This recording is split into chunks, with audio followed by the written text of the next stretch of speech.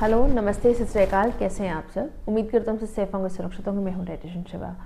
आज एक बहुत डिफरेंट सी चीज़ हुई। मेरे पास एक पेशेंट आई और एक अपनी गमीज़ हैं जो लेके आई। मैं दिखाना तो नहीं चाहूँगी, but no brands no nothing. मतलब ये गमीज़ हैं जो मुझे बताएगी कि ma'am are they safe. Basically क्या होता है, हमारा स्लीपिंग पैटर्न है जो डिस्टर्ब होना शुरू हो जाता है, और उस स्लीपिंग पैटर्न को रिटेन करने के लिए इन गमीज़ को है लिया जाता है। और खाने से 1 घंटा पहले है जो खाया जाता है, ताकि at least by the time your food gets absorbed and the time you sleep.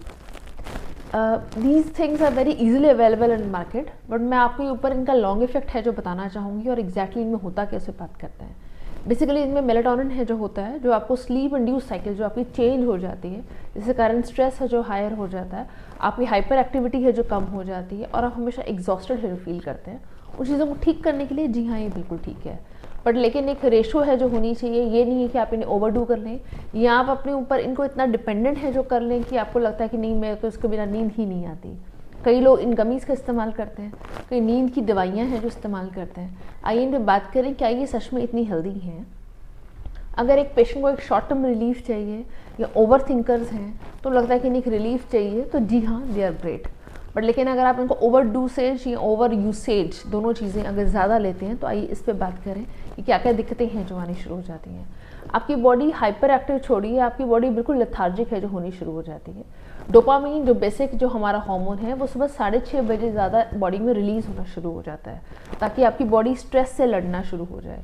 लेकिन आपकी इन गमीज़ के साथ या इन नींद वाली दवाइयों के साथ आपका जो सुबह का उठने का पैटर्न है वो और ज़्यादा डिले होता रहता है। तो उनके कारण आपको काफ़ी सारे लोग हैं या पेशेंट्स हैं जो रात को काम करते हैं और दिन में सोते हैं, तो वो लोग का स्ट्रेस रेशो बहुत हायर रहता है, उनके डार्क सर्कल्स बहुत हायर रहते हैं, और पफिनेस बहुत ज़्यादा है जो फेस पे रहती है। बट दैट डजंट मीन कि हम अगर इन चीज़ों को गलत मानना शुरू कर देंगे, उससे हम ये मानना शुरू कर देंगे कि ना तो हमें ओवर डिपेंडेंट होना है, और जब भी आपके पास एक नॉर्मल बायोलॉजिकल क्लॉक हो तो उसके अकॉर्डिंग सनराइज और सनसेट के अकॉर्डिंग है जो उठिए। अगर आपको अपना स्ट्रेस ही है जो कंट्रोल करना है, तो अश्वगंधा से भी कंट्रोल कर सकते हैं। अगर एसिडिटी उसके साथ आपको हायर है, तो सौंफ के पानी से भी एसिडिटी है जो कंट्रोल की जा सकती है।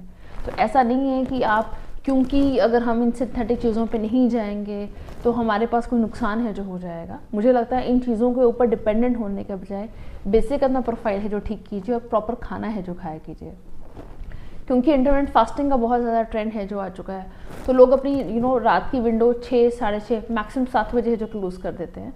पर जो लोग रात तक काम करते हैं, तो वो 7 बजे के बजाय 8 बजे क्लोज़ कीजिए, और रात को हल्दी वाला दूध है जो पीजिए। यहाँ आपको लगता है हल्दी वाला, तो शहद वाला दूध है जो पी सकते हैं, बादाम वाला दूध है जो पी सकते हैं। एक हाई कैलोरी इनटेक उस टाइम लीजिए, ताकि एटलीस्ट बॉडी को कुछ एक्सरसाइज करने के बजाय आपको लगता है कि नहीं, मुझे क्या करना चाहिए, मैं कुछ नहीं, बॉडी एटलीस्ट एक स्लीपी मोड में है जो डिराइव होना शुरू हो जाए। आप 7 बजे खा के 8 या 9 बजे आइए, मैक्सिमम 9:30 आपको भूख लेनी शुरू हो जाती है, तो बॉडी अगेन अपने हार्मोन्स को है जो शूट करने लग जाता है। इसलिए जो काफ़ी सारे लोग इंटरमिटेंट फास्टिंग बहुत ज़्यादा करते हैं, उनको काफ़ी सारी दिक्कतें भी हैं जो आने लग जाती हैं। फेस से फैट है डिसोरिएंट होने लग जाता है, फेस पर रिंकल्स हैं जो आ जाते हैं।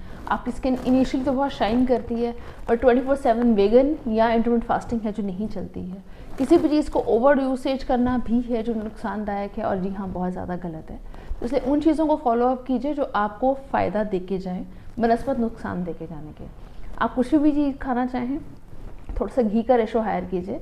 आप लंच में है जो हायर लेके ले सकते हैं घी की मात्रा। आपको लगता है कि मेरा लंच है जो ऑफिस में मिलता है, शाम को मैं जल्दी घर आ जाता हूँ, तो शाम को है जो आप ले सकते हैं।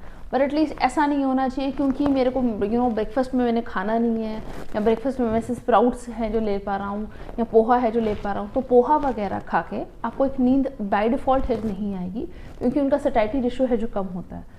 तो जो भी आपको ऐसा नींद से आप जूझ रहे हो, जब भी आप ऐसा महसूस कर रहे हो बहुत घुटा हुआ हूँ, अच्छा खाना खाइए, आपको भूख लगेगी बाय डिफ़ॉल्ट, और आप उसको बिस्किट चिप्स पैकेट वाली चीज़ों से खा के पेट भरने के बजाय अनाज से अपना पेट भरिए, आपकी नींद अपने आप ठीक होनी शुरू हो जाएगी। लास्ट में यही बोलना चाहूँगी कि इतना डिपेंडेंट इन चीज़ों में मत होइए, क्योंकि मैं हॉस्पिटल में हूँ तो ये सब चीज़ें बहुत करीब से देखती हूँ।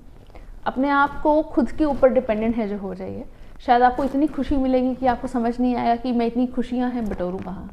आपने हमेशा नेगेटिव चीज़ों को एम्फेसाइज करने के बजाय, या आपने हमेशा लूप होल्स को एम्फेसाइज करने के बजाय कि मैं तो ये नहीं कर पा रहा हूँ, मैं ये ऐसा नहीं कर पा रही हूँ, मेरे पास ये नहीं है, वो नहीं, शायद इस चीज़ पर ग्रेटफुल हुआ कीजिए कि आपके पास बहुत कुछ है और इतना अबंडेंस में है, और हर एक दिन अपना ग्रैटिट्यूड से शुरू कीजिए।